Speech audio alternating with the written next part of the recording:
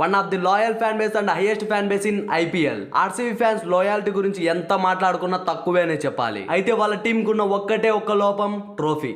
అయితే ఈ 2025లో అయినా ఆర్సీబీ ట్రోఫీ గెలుస్తుందా లేదన్న విషయం గురించి ఈ వీడియోలో మాట్లాడుకుందాం. అలాగే వాళ్ళ ప్రాబబుల్ ప్లేయింగ్ లెవెల్ ఎలాగుందో ఇప్పుడు చూద్దాం. హాయ్ గైస్, నేను మీ లెజెండ్ ఆఫ్ క్రికెట్. అయితే ఈ వీడియోలో ఆర్సీబీ గురించి, ఆర్సీబీ టీం గురించి, ఆర్సీబీ ఫ్యాన్స్ గురించి, అలాగే ఆర్సీబీ స్ట్రాటజీ గురించి మాట్లాడుకుందాం. ఆర్సీబీ ఫ్యాన్స్ ట్రోఫీ కోసం ఎన్నో ఏళ్ల నుంచి ఎదురు చూస్తున్న విషయం మనందరికీ తెలిసిందే. కానీ 2025లో ఆర్సీబీ టీం చాలా బ్యాలెన్స్ అండ్ యంగ్ టాలెంట్ తో బాగా సిద్ధంగా ఉంది. విరాట్ కోహ్లీ, లివింగ్ స్టోన్, భువనేశ్వర్ లాంటి సీనియర్ ప్లేయర్ తో చాలా అంటే చాలా దృఢంగా కనిపిస్తుంది.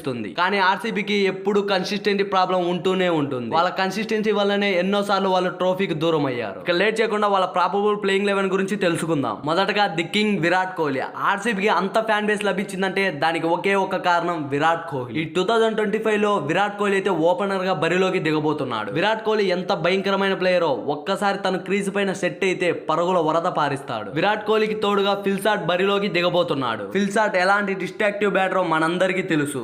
ఈ ఐపీఎల్ లో ప్రతి మ్యాచ్ కి మ్యాచ్ జరగముందే ఎవరు గెలుస్తారో తెలుసుకోవాలనుకుంటే మన ఛానల్ బయోలో ఉన్న లింక్ పైన క్లిక్ చేసి ఛానల్లో జాయిన్ అవ్వండి. వీళ్ళు లాస్ట్ ఇయర్ ఐపీఎల్ కూడా 74 మ్యాచ్లకి 69 మ్యాచ్లు విన్ ఇచ్చారు. వెంటనే లింక్ పైన క్లిక్ చేసి ఛానల్లో జాయిన్ అవ్వండి. ఇక వన్ డౌన్ వచ్చేసి రజత్ పటిదార్. మిడిల్ ఆర్డర్ లో ఎంత పవర్ఫుల్ బ్యాటరో మనం చెప్పనవసరం లేదు. ఇక నెంబర్ 4 అండ్ నెంబర్ 5 లో Jitesh Sharma and Tim David రాబోతున్నారు. రజత్ పటిదార్ స్పిన్నర్లను ఎదుర్కోవడంలో దిట్టనే చెప్పుకోవచ్చు. ఇక నెంబర్ 6 బ్యాటర్ వచ్చేసి the powerful batter Livingstone రాబోతున్నాడు. ఇక బౌలింగ్ విషయానికి వచ్చేస్తే the swing king Bhuvneshwar Kumar and Josh Hazlewood ఉన్నారు. అండ్ అలాగే వీళ్ళకి తోడుగా ఎస్ దయాల్ అండ్ శ్రేయస్ శర్మ ఉన్నారు. ఆర్సీ బ్యాటింగ్ ఎప్పుడు చూసినా స్ట్రాంగ్ గానే ఉంటుంది. కానీ బౌలింగ్ మరియు ఫీల్డింగ్ లో కొంచెం ఇంప్రూవ్ అవ్వాలని చెప్పుకోవాలి. 2025 లో ఆర్సీబీ టీం వాళ్ళ మ్యాచ్ విన్నర్ పై ఫోకస్ చేస్తే ట్రోఫీ వాళ్ళ చేతుల్లో ఉంటుందనే చెప్పుకోవచ్చు. టీం కన్సిస్టెన్సీ మరియు ప్రెజర్ సిచ్యువేషన్ లో నిర్ణయాలు తీసుకోవడంపై ఆర్సీబీ టీం చాలా అంటే చాలా ఫోకస్ చేయాలి. ఈసారి 2025 లో ఆర్సీబీ టీం చాలా అంటే చాలా బలంగా కనిపిస్తుందని చెప్పుకోవచ్చు. వీళ్ళ బ్యాటింగ్ అండ్ బౌలింగ్ చాలా బ్యాలెన్స్డ్ గా ఉన్నాయనే చెప్పుకోవాలి. గైస్, ఇంకా లేట్ చేయకుండా మీ ఫేవరెట్ టీమ్ ని కామెంట్ చేయండి. ఇలాంటి క్రికెట్ కంటెంట్ కోసం మన ఛానల్ ని సబ్స్క్రైబ్ చేసుకోండి, బెల్ ఐకాన్ ని ఆన్ లో పెట్టుకోండి. మరిన్ని క్రికెట్ కంటెంట్ తో మళ్ళీ మీ ముందుకు వస్తా.